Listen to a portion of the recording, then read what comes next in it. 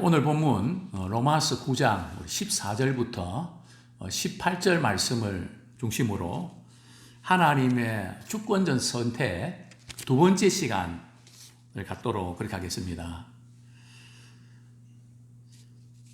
어떤 분들은 예수님을 처음 믿을 때 그 첫사랑을 그리워하고 그 첫사랑이 식었다고 이렇게 많이 아쉬워하고 안타까워합니다. 물론 우리가 주님을 향한 그 사랑 우리 회복하는 거 대단히 중요하죠. 그러나 신앙은 항상 단계가 있습니다. 아이들도 성장 단계가 있는 것처럼 우리가 그것을 놓치면 안 됩니다. 그래서 하나님의 그 뜻도 두 가지 의미가 있거든요. 첫 번째 하나님의 그 뜻, 오늘 본문 우리 로마서 9장 11절 한번 같이 읽겠습니다. 로마서 9장 11절 시작.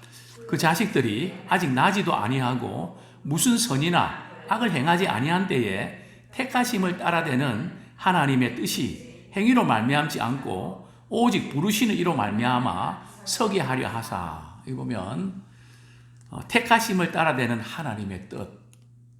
이것은 여기 이 택하심 따라되는 하나님의 뜻은 구원을 의미하죠. 즉 하나님의 뜻이 구원을 의미하는 뜻이 있는가 하면 또 다른 하나님의 뜻이 있습니다. 우리가 데살로니가 전서죠. 항상 기뻐하라, 쉬지 말고 기도하라, 범사에 감사하라.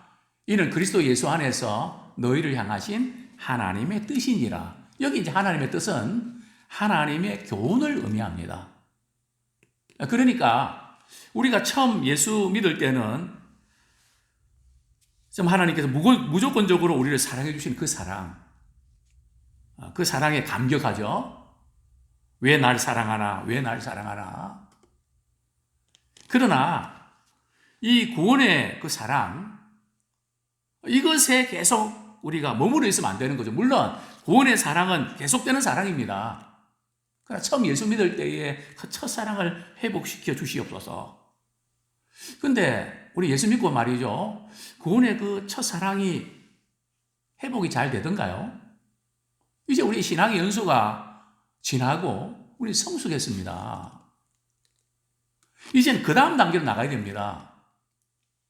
근데 어떤 분들은 자꾸 그 첫사랑을 회복시켜 달라고, 그 첫사랑이 어떤 감정적인, 그런 감격적인 어떤 그 사랑을 의미하는가요? 뭐 그런 어떤 의미 있겠지만, 뭐 이렇게 우리 예를 한번 들어볼까요? 연인들이 처음 만나고 또 만날 때 가슴 설레이고 그런 그 첫사랑, 결혼한 후에도 그 첫사랑이 계속 되나요? 그 첫사랑이 계속되면 또 큰일 납니다. 우리가 사회생활도 해야 되고 할 일이 많은데 첫사랑에 잠겨 있으면 되나요? 물론 그 사랑은 기본이지만 그 다음 단계로 나가야 되지 않습니까? 아빠가 되고 엄마가 되고. 그래서 우리의 이 사랑도 성숙하고 책임을 지는 그런 단계로 나가야죠. 맨날 우리가 받는 사랑이면 끝나지 아니하고 좀 책임지는 그런 사랑으로 나가야 됩니다. 그래서 이 하나님의 뜻이, 구원에 대한 하나님의 뜻이 있는가 하면 교훈적인 하나님의 뜻이 있다는 거죠. 즉 구원받은 성도는 이제 하나님 주신 말씀을 따라서 순종하면서 더 깊이 주님을 섬겨야죠.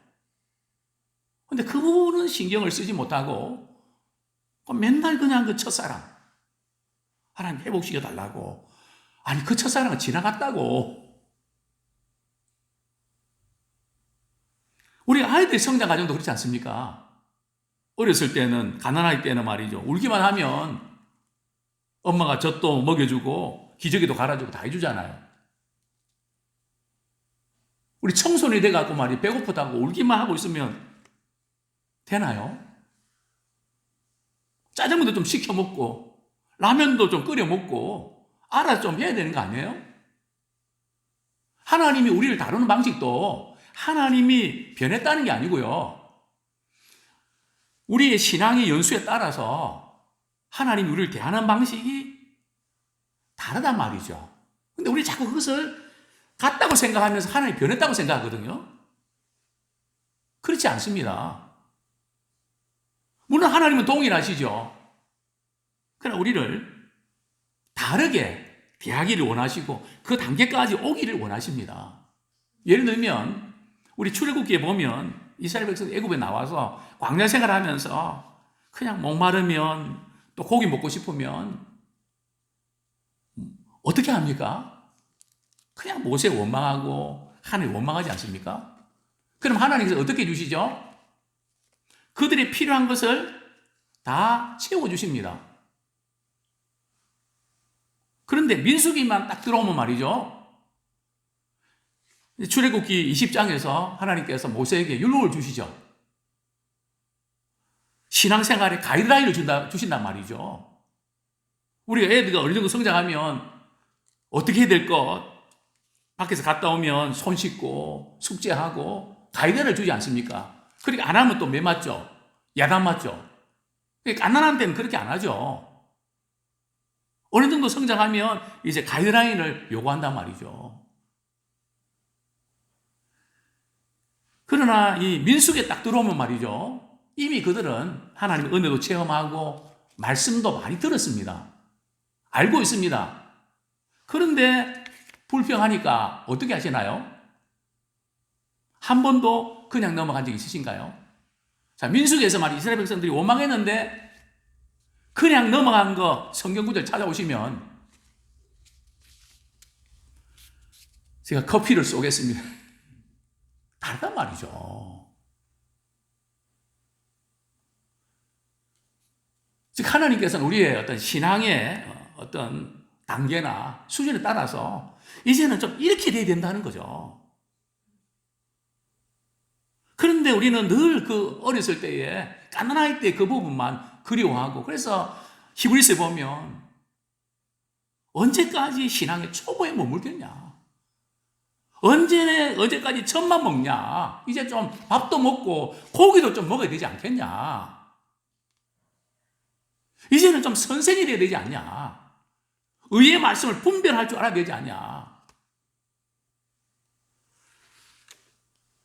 그렇게 신앙의 성장에 대해서 강조하게 된 것입니다.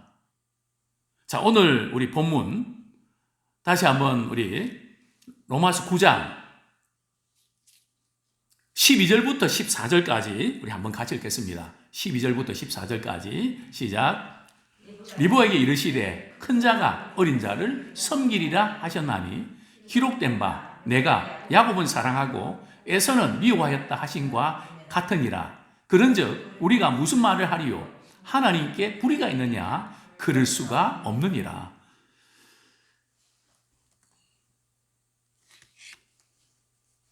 야곱과 에서 쌍둥이 아닙니까? 같은 어머니의 뱃속에서 말이죠. 거의 동시에 태어나지 않았습니까? 발꿈치 잡고 태어났으니까요. 그게 뭐 몇 초 사이겠습니까? 근데 하나님께서 야곱은 사랑하고 에서는 미워했다. 왜 누구는 사랑하고 누구는 미워하냐? 우리는 이 야곱과 에서의 문제를 두고 야곱은 기도 열심히 하고 막 하나님께 매달리고 장자권 빼앗으려고 막 그렇게 해서 그래서 하나님께서 야곱을 선택하셨다. 또 에서는 장자권도 무시하고 물론 그런 면이 없는 건 아닙니다. 우리 하나님께서는 앞으로 야곱과 에서가 어떻게 될 것을 보고 야곱을 선택했을까요? 아닙니다. 에서가 뭐 좀 잘못하는 걸 이렇게 눈치채고 에서는 미워했을까요? 그거 아닙니다. 사실 어떤 점에서 도덕적으로 보면 야곱이 더 문제가 많습니다. 인격적으로 문제가 있고요. 아주 그냥 속이고 간교하고. 그래서 야곱은 자신의 인생을 이렇게 고백하면서 나는 험악한 세월을 보냈다고. 자기 스스로 실토하지 않습니다. 영적으로는 굉장히 사모하고 뭔가 욕심 있는 건 사실이지만 성경이 이렇게 말씀합니다. 우리 9장 11절. 그 자식들이 아직 나지도 아니하고 무슨 선이나 악을 행하지 아니한 때에 택하심을 따라 되는 하나님의 뜻이 행위로 말미암지 않고 오직 부르시는 이로 말미암아 서게 하려 하사. 이미 리브가 임신했을 때 말이죠. 이게 태에서부터 둘이가 말이죠. 막 싸우는. 그 리브가가 말이죠. 이게 도대체 무슨 일인가? 그때 큰 자가 어린 자를 섬기다. 즉 에서가 야곱을 섬기겠다고 태어나지도 않았는데 이미 말씀을 들었습니다. 그러니까 그러면 하나님께서 누구는 사랑하고 누구는 미워하는가? 누구는 선택하고 누구는 왜 선택하지 않는가? 누구는 구원하시고 누구는 왜 구원하지 않으시는가? 하나님께서 불의하시냐? 어떻습니까? 선택과 유기라 그러죠? 이 부분에서 하나님이 불의하신가요? 물론 우리는 말은 안 하지만 마음은 좀 그렇긴 합니다. 좀 그렇긴 합니다. 솔직히 그런 마음이 있지 않습니까? 근데 먼저 우리가 생각해야 될 것은 하나님이 불의하시냐 이렇게 할 때는 하나님이 공평하지 않다는 거거든요. 이 하나님이 공평하지 않다는 또 의미는 자기가 하나님 위치에 있는 겁니다. 하나님 왜 이런 일을 이렇게 하십니까? 저렇게 해야 되는데 왜 이렇게 하십니까? 벌써 그때 우리는 피조물의 그 위치에서 조물주의 위치에 갖다 놓는 겁니다. 항상 그 조심해야 됩니다. 우리가 그래서 성경은 판단하지 말라. 판단하는 것은 너가 하나님의 위치에 입법자의 위치에 있는 거다. 하나님이 불의하시냐? 그러시면서 우리 15절부터 16절 말씀을 같이 읽겠습니다. 시작. 모세에게 이르시되 내가 긍휼히 여길 자를 긍휼히 여기고 불쌍히 여길 자를 불쌍히 여기리라 하셨으니 그런즉 원하는 자로 말미암음도 아니요 다른 박제하는 자로 말미암음도 아니요 오직 긍휼히 여기시는 하나님으로 말미암음이니라. 그러면서 이제 이런 비유를 듭니다. 모세와 바로 비유를 듭니다. 모세는 하나님의 긍휼하심을 입은 사람입니다. 또 이스라엘은 하나님의 긍휼하심을 입은 사람이고요. 바로는 하나님의 긍휼하심을 입지 못한 사람입니다. 이 두 가지로 나누어지는데 지금 이 구원 문제는 공의로 접근하면 안 됩니다. 이 부분을 우리가 이해 잘 하셔야 되는데요. 왜 누구는 구원하고 왜 누구는 구원하지 않습니까? 그 옳고 그른 것으로 접근하시면 안 된다는 거죠. 물론 구원은 우리의 죄에 대해서 우리의 죄의 대가를 예수님이 대신 담당하신 율법의 요구를 성취하신 즉 하나님의 공의를 만족시킨 사건입니다. 물론 그 사건은 하나님의 사랑의 표시였죠. 이것이 구원인데 우리가 구원을 받았느냐 받지 않았느냐 이것을 우리가 그게 옳으냐 틀리냐 접근하면 안 된다는 거죠. 어떻게 접근해야 되는가 하면 긍휼로 접근하셔야 됩니다. 다시 말씀드리면 우리는 죄 때문에 멸망받을 수밖에 없었던 존재입니다. 신자나 불신자 할 것 없이 우리는 다 멸망의 구름 속에 빠질 수밖에 없었습니다. 그러나 하나님께서는 우리를 긍휼히 여겨주셨습니다. 은혜를 베풀어 주셨습니다. 그리고 주님을 믿게 하셨고 하나님의 자녀가 되게 하셨습니다. 다른 선행이나 자격이나 공로가 아니라 순전히 하나님의 국률하심 때문입니다. 이것을 우리가 놓치면 안 된다는 거죠. 지금 모세가 국률 여김을 받았다. 이 의미가 뭘까요? 우리 출애굽기 33장 19절을 한번 보겠습니다. 출애굽기 33장 19절.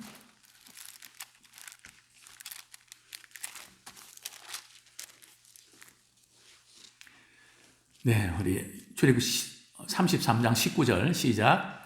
여호와께서 이르시되 내가 내 모든 선한 것을 내 앞으로 지나가게 하고 여호와의 이름을 내 앞에 선포하리라. 나는 은혜 베풀 자에게 은혜를 베풀고 긍휼히 여길 자에게 긍휼을 베푸느니라. 자, 이 사건은 어떤 사건인가 하면 이스라엘 백성들이 모세가 십계명을 받으려 시내산에 호렙산에 올라갔을 때 그 아래에서는 모세가 이렇게 내려오지 않으니까 죽었는지 살았는지 알 수 없다. 그래서 아론을 중심으로 어떤 일을 벌입니까? 금송아지를 만들어 그 앞에 춤을 추고 난리 법석을 떨지 않습니까? 그러니까 하나님께서 말이죠. 그 이스라엘 백성들을 바라보면서 이 언약의 말씀을 받기도 전에 벌써 그들은 언약을 깨뜨렸습니다. 너무너무 실망이 됐죠. 하나님께서 모세에게 뭐라고 말씀하십니까? 내가 이 백성을 신멸하겠다. 그리고 너를 중심으로 새로 시작할게. 도대체 이 백성은 안 될 것 같아요. 그때 모세가 중보기도 하고 그러면 주변 나라가 하나님이 이스라엘 백성 애굽에서 인도했는데 가나안 땅까지 인도할 힘이 없어서 그랬다고 멸시하지 않겠습니까? 조롱하지 않겠습니까? 원근 때 주의 은총을 내게 베풀어 주십시오. 이스라엘 백성들은 사실은 긍휼을 받을 수 없는 상황이었습니다. 그러나 모세가 간절히 기도할 때에 하나님께서 이스라엘 백성들의 죄를 사해 주시고 내가 은혜 베풀 자에게 은혜 베풀고 긍휼히 여길 자에게 긍휼을 베푸느니라. 그러니까 이스라엘 백성도 은혜를 받을 만한 사람들이 아니었단 말이죠. 우리 역시 마찬가지 아닙니까? 구원의 은혜를 받을 만한 여러 가지 조건이나 뭐가 있었나요?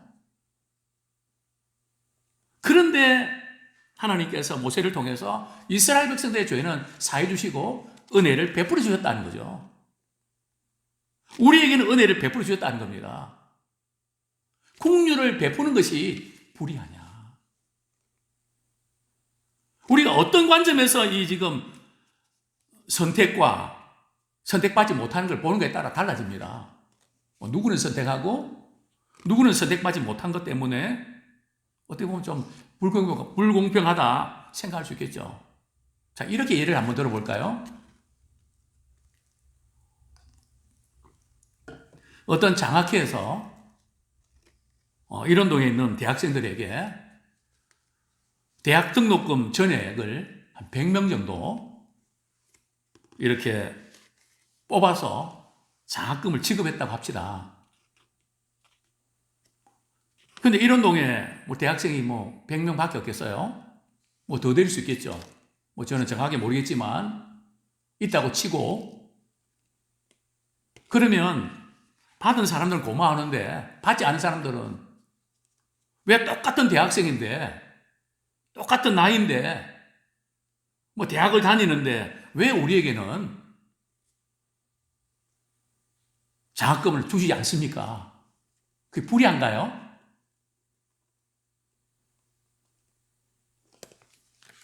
그건 불이한 게 아니죠. 긍휼을 베푸는 사람 마음 아닙니까? 그래서 우리는 긍휼을 베풀고 사랑을 베풀고 욕먹을 때가 있죠. 그것은 긍휼을 베푸는 사람의 입장에서 보지 않고 자기 기준에서 보니까 섭섭하다는 거죠. 옳고 그름에 적금해서 그래서 우리는 이해 못하는 사람도 있지 않습니까? 마음 상하게 하고 그냥 속을 그냥 이렇게 헤집는 것처럼 아주 힘들게 하는 사람이 있지 않습니까? 그런 사람을 옳고 그른 것으로 접근하시면 안 돼요. 뭐 옳고 그렇게 접근 그 자체가 잘못된 거 아닙니다. 어떻게 접근해야 됩니까? 국률로 접근해야 됩니다. 저분이 저렇게 되기까지 많은 상처와 아픔 가운데 무슨 사연이 있을 거야.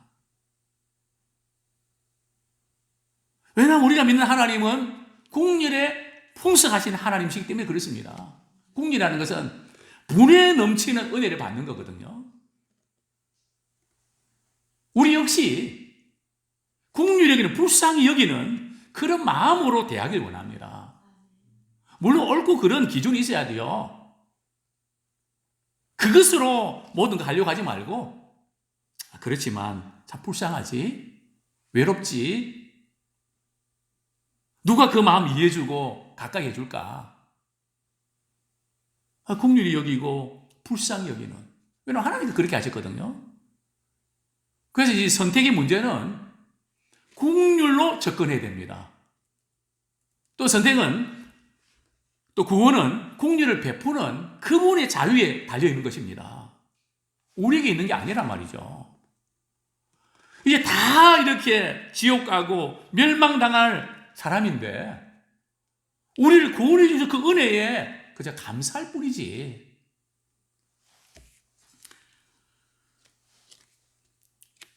16절 말씀에 보면 그런 즉 원하는 자로 말미암음도 아니요. 우리가 구원받고 싶다고 해서 구원받을 수 있는 것도 아니라는 거죠. 다른 박질하는 자로 말미암음도 아니에요. 다른 박질한다는 건 말이죠. 열심 내고 봉사하고 말이죠. 내가 뭔가 하나님께 그냥 잘 보여갖고 하나님의 자녀가 되는 그런 게 아니란 말이죠. 오직 국률이 여기시는 하나님으로부터 말미암습니다. 즉 국률이 여기시는 하나님께 달려있다는 거죠. 자, 그 다음에 우리 바로 문제, 버림을 받았던, 완악하게 됐던 바로 17절, 18절 말씀 같이 한번 읽겠습니다. 시작. 성경이 바로에게 이르시되 내가 이 일을 위하여 너를 세웠으니 곧 너로 말미암아 내 능력을 보이고 내 이름이 온 땅에 전파되게 하려 함이라 하셨으니 그런즉 하나님께서 하고자 하시는 자를 긍휼히 여기시고 하고자 하시는 자를 완악하게 하시느니라. 자, 여기 보면 하나님께서 바로 왕을 말이죠, 완악하게 하셨다. 이 대목, 여기서 우리는 하나님의 주권과 인간의 책임 문제, 제가 지금 이 부분을 연구하고 있는데요, 이 하나님의 주권과 인간의 책임, 자유가 충돌을 일으키는가, 어떻게 이것을 우리 이해해야 되냐, 대단히 어려운 문제거든요. 근데 바로의 마음이, 바로는 부드러운 남자입니까? 온유한 왕인가요? 그런데 하나님께서 말이죠, 바로왕의 마음을 강팍하게 몰아가서 바로왕이 강팍하게 된 걸까요? 그렇지 않습니다. 먼저 우리 하나님께서 바로왕의 마음을 강팍하게 하셨다는 말씀이 나오는데, 우리 한 구절 찾아보겠습니다. 출애굽기 7장 13절. 출애굽기 7장 13절.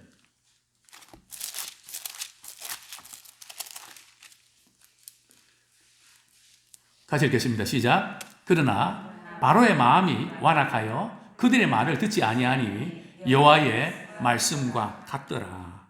보면은 바로의 마음이 완악하죠, 그죠? 바로 자신도 그 마음이 완악한 겁니다. 또 우리 다른 말씀을 보죠. 출애굽기 8장 15절. 여러 군데가 있는데 시간 관계상 두 군데만 찾아보겠습니다. 출애굽기 8장 15절 시작.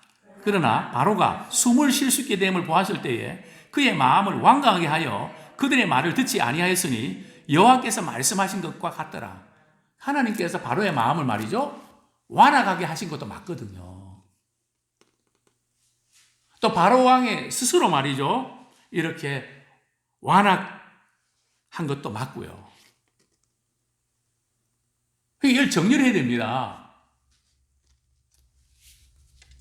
하나님께서 바로왕에게 은혜를 베푸시고 회개 기회를 안 주셨나요? 10가지 재앙을 통해서 그때까지 깨달았거든요. 그러나 마음이 말이죠. 회개기 은혜 기회를 주셨는데도 계속 지금 바로는 말이죠. 그거를 이리 핑계 저리 핑계 밀어내고 돌이키지 않는단 말이죠.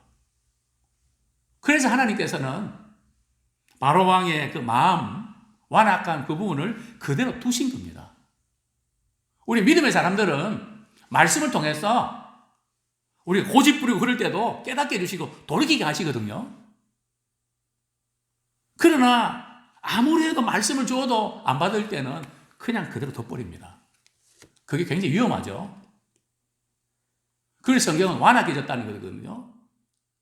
가룟 유다는 그렇지 않습니까? 하나님께서 가룟 유다가 예수님 십자가에 못 박도록 작정하신 건 맞습니다. 그러나 예수님께서 가룟 유다가 회개하고 돌이킬 것을 기회를 주시지 않았나요? 여러 번 주셨습니다. 그런데도 불구하고 가룟 유다는 자기 길로 갔죠. 하나님께서 그 마음을 더러움에 내버려 두셨습니다. 욕심에 내버려 두셨습니다. 그러니까 우리는 정말 이런 강팍한 그 단계에 나가지 않도록 늘 우리는 그 말씀 앞에서 돌이키고 주께로 가까이 나가는 그런 우리가 되기를 원합니다. 우리 베드로전서 2장 8절, 베드로도 똑같은 맥락의 말씀을 이렇게 하고 있는데요. 베드로전서 2장 8절, 우리가 믿다가 그냥 실족게 되고 시험 드는 케이스, 우리가 한번 점검하고 말씀을 정리하겠습니다. 베드로전서 2장 8절.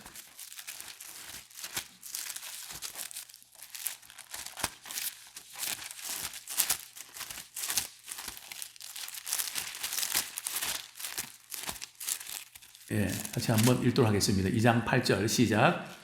또한 부딪히는 돌과 걸려 넘어지게 하는 바위가 되었다 하였느니라. 그들이 말씀을 순종하지 아니함으로 넘어지나니 이는 그들을 이렇게 정하신 것이라. 물론 믿지 않는 유대인들을 가리킵니다. 그들이 부딪히는 돌과 걸려 넘어지게 하는 바위가 되었다. 율법의 말씀 받고 그 말씀들이 그들에게 걸려 넘어지는 장애물이 됐다는 거죠. 그래서 말씀을 듣고 그 때문에 시험 들고 말았다는 거죠. 실족하게 됐다는 거죠. 그게 왜 그런가 하면, 그러니까 시험 드는 사람의 특징은 여러 가지가 있지만 우리가 깊이 들어가면 그 마음에 하나님의 말씀에 순종하지 않기 때문에 넘어집니다. 절대 말씀에 순종하는 분들은 넘어지지 않습니다. 교훈으로 삼고 기회로 삼습니다. 그러나 순종 안 하려고 하는데 내 입장과 이건 난처하니까 자기 표현을 하는 거거든요. 그게 불순종으로 나타나지 않습니까? 걸려 넘어지는 사람들은 특징이 있습니다. 마음속에 아무리 하나님의 말씀을 줘도 나는 순종 안 하고 마귀를 고집하는, 그게 딱 뿌리를 내리고 있단 말이죠. 근데 그게 뭐 사람인지라 또 그냥 그때 상황과 기분에 따라서 뭐 또 그럴 수 있죠. 그러나 그것이 계속 반복되면 어떻게 봐야 되는가 하면 하나님께서 그렇게 넘어지도록 정하신 거다. 이것은 하나님께서 그렇게 정해놓고 몰아가는 게 아니고요. 계속해서 은혜 주시지만 그걸 거부하니까 결국은 그냥 그대로 두시는 거예요. 그러나 믿음의 사람들은 안 그렇죠. 말씀에 순종하지 않고 잘못된 길로 가면 야단치시고 때로는 고통을 주시죠. 그래서 우리는 잘못하고 돌이키지 않습니까? 그러니까 하나님께 징계하시고 야단치시는 게 은혜입니다. 그래서 우리는 돌아갈 수 있는 기회가 있지만, 그래, 네 마음대로 해봐. 네 생각대로 해봐. 어떻게 되는지. 제일 무서운 거 아닙니까?